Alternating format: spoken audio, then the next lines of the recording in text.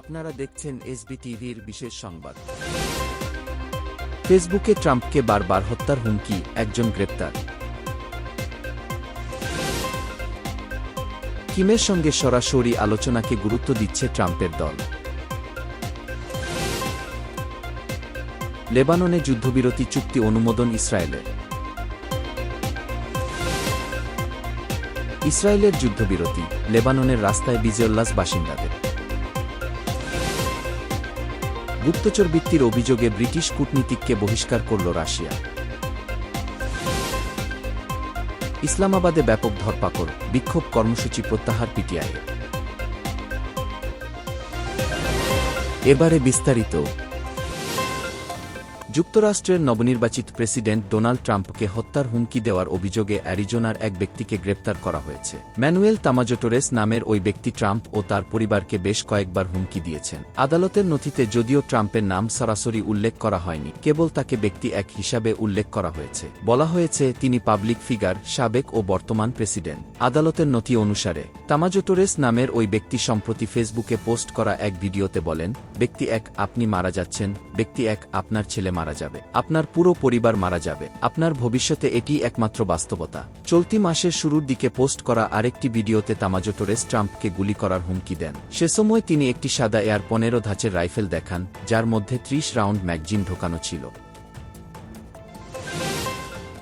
যুক্তরাষ্ট্রের নবনির্বাচিত president Donald ট্রাম্পের দল উত্তর কোরিয়ার নেতা কিম জং উনের সঙ্গে সরাসরি আলোচনার বিষয়ে কথা বলছেন। বিশ্লেষকরা বলছেন, কিমের সঙ্গে ট্রাম্পের নতুন করে বরফ ভাঙার সম্ভাবনা রয়েছে। সূত্রের বরাতে রয়টার্স বলছে, নীতিগত আলোচনা হলেও নির্বাচিত প্রেসিডেন্ট আলোচনার বিষয়ে এখনও কোনো চূড়ান্ত সিদ্ধান্ত নেন। গত সপ্তাহে পিয়ংইয়ংয়ের একটি সামরিক প্রদর্শনীতে দেওয়া ভাষণে কিম বলেন, যুক্তরাষ্ট্রের সঙ্গে আলোচনার বিষয়ে আমরা এরই মধ্যে যতদূর যেতে পারি ততদূর এগিয়েছি। 2017 থেকে 2021 মেয়াদে প্রেসিডেন্ট থাকাকালে ট্রাম্প সিঙ্গাপুর, হ্যানয় ও কোরীয় সীমান্তে কিমের সঙ্গে 3টি বৈঠক করেন। যদিও তাদের কূটনীতিতে কোনো সুনির্দিষ্ট ফল পাওয়া যায়নি। মার্কিন যুক্তরাষ্ট্র উত্তর কোরিয়াকে তার পারমাণবিক অস্ত্র ত্যাগ করার আহ্বান জানায়। অন্যদিকে কিম সম্পূর্ণ নিষেধাজ্ঞা শিথিল করার দাবি জানায়। এরপর নতুন করে একে অপরকে হুমকি দেন।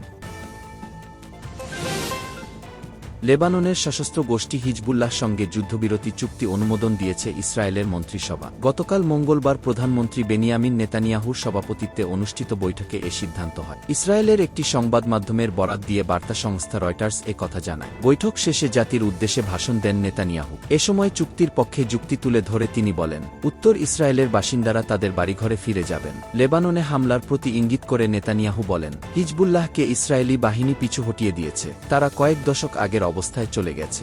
ইসরায়েলি প্রধানমন্ত্রী হুঁশিয়ারি উচ্চারণ করে বলেন, হিজবুল্লাহ যদি চুক্তি লঙ্ঘন করে, আমরা তাদের উপর হামলা চালাব।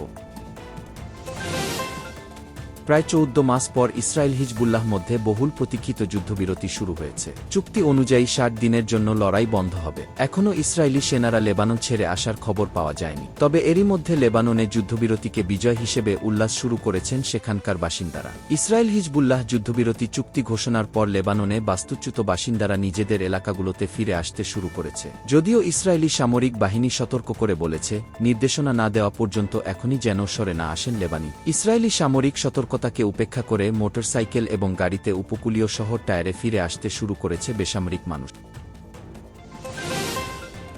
গুপ্তচরবৃত্তির অভিযোগে মস্কো দূতাবাসে কর্মরত এক ব্রিটিশ কূটনীতিককে বহিষ্কার করেছে রাশিয়া। স্থানীয় সময় মঙ্গলবার তাকে বহিষ্কার করা হয়। যদিও ব্রিটেন রাশিয়ার অভিযোগকে ভিত্তিহীন বলে দাবি করছে। রুশ পররাষ্ট্র মন্ত্রণালয় বলছে, গুপ্তচরবৃত্তির আবরণ হিসেবে ওই ব্রিটিশ কূটনীতিক ইচ্ছাকৃতভাবে রাশিয়ায় প্রবেশের জন্য মিথ্যা তথ্য দিয়েছেন। এটি রাশিয়ার আইন লঙ্ঘন করেছে। মন্ত্রণালয় আরও বলছে, নিরাপত্তা কর্তৃপক্ষ আমাদের দেশের ভূখণ্ডে তার গোয়েন্দা তৎপরতা ও নাশকতামূলক কাজের চিহ্ন শনাক্ত করেছে। পরে মন্ত্রণালয় ওই কূটনীতিকের স্বীকৃতি বাতিল করে এবং 2 সপ্তাহের মধ্যে রাশিয়া ছাড়ার নির্দেশ।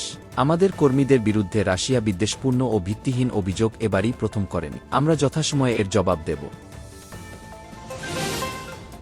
পাকিস্তানের সাবেক প্রধানমন্ত্রী ইমরান খানের মুক্তির দাবিতে রাজধানী ইসলামাবাদে আন্দোলনকারীদের উপর মধ্যরাতে ব্যাপক ধরপাকড় চালিয়েছে দেশটির সামরিক বাহিনী। এ ঘটনার পর গত 3 দিন ধরে চলা বিক্ষোভ কর্মসূচি থেকে সরে এসেছে দেশটির প্রধান বিরোধী দল পাকিস্তান তেহরিকি ইনসাফ। পাকিস্তানের সংবাদ মাধ্যম ডন এক প্রতিবেদনে এ তথ্য জানিয়েছে। বুধবার পিটিআইয়ের মিডিয়া সেল এক সংবাদ বিজ্ঞপ্তিতে জানায়, নিষ্ঠুর নির্মম মনোভাব এবং নিরস্ত্র জনগণকে হত্যার মাধ্যমে রাজধানীকে কসাইখানা বানানোর যে পরিকল্পনা নিয়ে সরকার এগোচ্ছে, তার জেরেই আমরা সাময়িক আনুষ্ঠানিকভাবে আমাদের শান্তিপূর্ণ প্রতিবাদ কর্মসূচি স্থগিত ঘোষণা করছি। সাবেক প্রধানমন্ত্রী ও দলটির প্রতিষ্ঠাতা চেয়ারম্যান ইমরান খানের মুক্তি, সরকারের পদত্যাগ এবং সংবিধানের ২৬তম সংশোধনী বাতিলের দাবিতে গত ২৪ নভেম্বর ইসলামাবাদ অভিমুখে রওনা দেন পিটিআইয়ের বিভিন্ন স্তরের নেতাকর্মী ও সমর্থকরা।